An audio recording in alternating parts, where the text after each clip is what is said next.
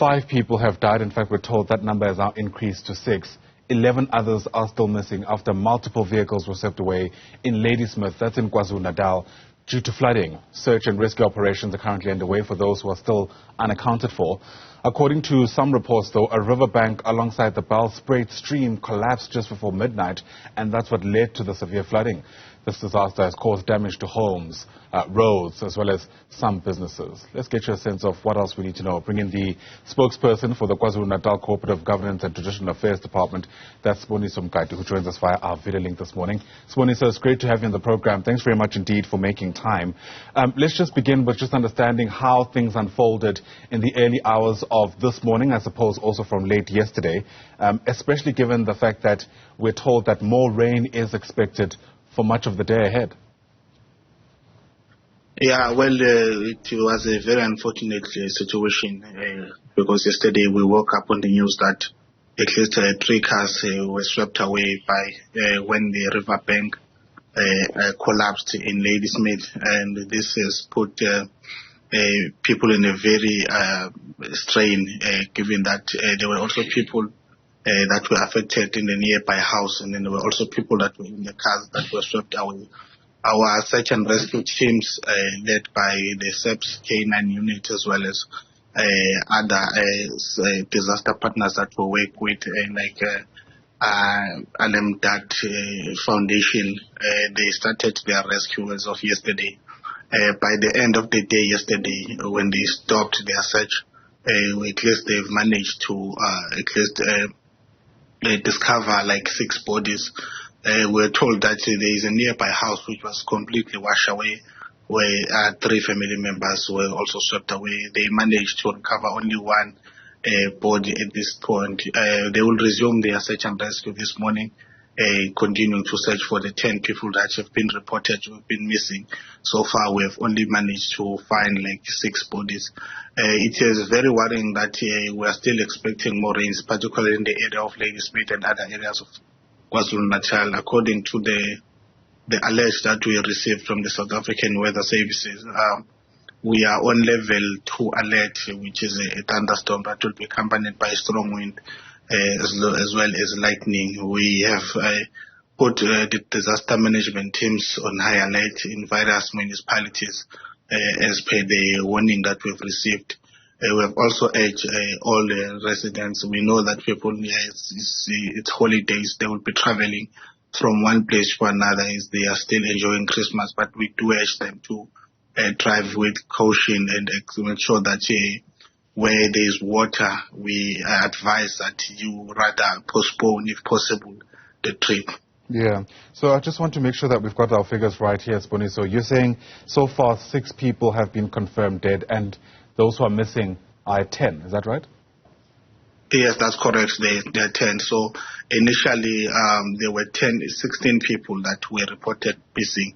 The information changed throughout the day as the families were coming forward, maybe to report so that to get exactly how many people were in those vehicles that were swept away by water. We were told that in one of the cars, which is a double cab, there were 9 people. Only 3 were discovered inside the car. And then in the other vehicles, the other 2, there are 2 people each. And then they only find 1 people per car. And then there's also a household that is nearby that riverbank, where there were 3 members, and we only managed to find 1 at this point. Sure. Really disheartening, especially because Christmas is a time of reflection and family. But I do wonder whether you can speak to us about any kind of preemptive steps that can be taken now in a context where we're told, as I mentioned before, that there may very well be more downpours, more heavy downpours for the week ahead. Yeah, well, according to the information we have activated, remember that before the festive season, we activated our multi-agency disaster management plan. This was to maybe alert all the communities, because we know that people will be traveling from one place coming to the province. What we emphasize, particularly on areas where it was important to note that since the beginning of the summer season, As a province, we have been responding to quite a number of disaster incidents. You'll recall that in October in Mtuba, there were 6 people that unfortunately passed on when the walls collapsed on them.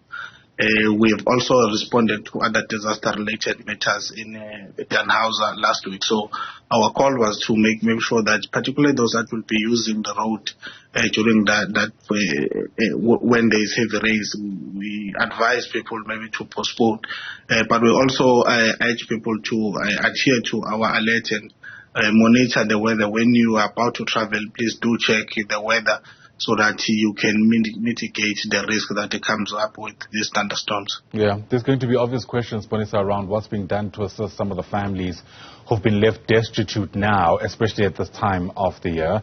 Keeping in mind, of course, that this is just the latest in a string of disasters that have hit KwaZulu-Natal, at least in the past 3 years.